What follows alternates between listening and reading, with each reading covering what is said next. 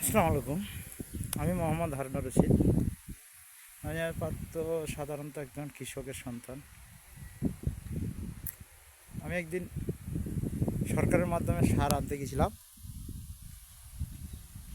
সেটা ছিল বুধবার দিন।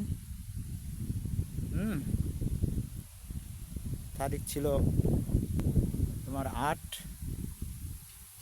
এই জমি তৈরি করার জন্য ৬০ শতাংশ জমি আমি এখানে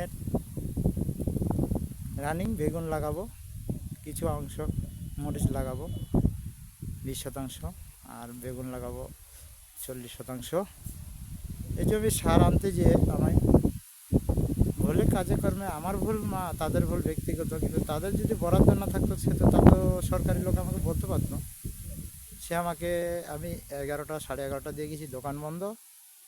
হ্যাঁ, 11:30 থেকে আমাকে সন্ধ্যা 5:30টার পরে বলতেছে, ভাই শুধু ইউরিয়া আছে আর পটাশ আছে, টিএসপি ড্যাপ নাই।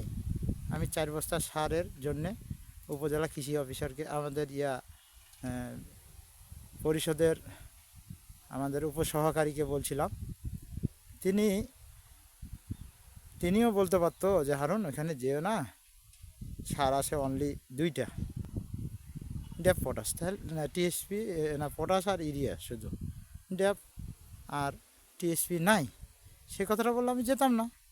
একটা কৃষক, সাধারণত যদি একটা মানুষ 6, 7, 8 ঘন্টা বসে থাকে একটা সারের জন্য 2 দিন 3 দিন, তাহলে সে কৃষক কি কৃষিকাজ করতে চাইবে? আমি এই মাননীয় প্রধানমন্ত্রী তারেক রহমানকে বলতেছি, এই বিষয়গুলো যাচাই বাছাই করুক আর অতি শীঘ্রই এই বিষয়টা নিয়ে তদারকি করুক। নাহলে কৃষক এমন দিন আসবে সরকারের উপরে আস্থা হারিয়ে ফেলবে। এই বলে ধন্যবাদ, আমার বক্তব্য শেষ করলাম।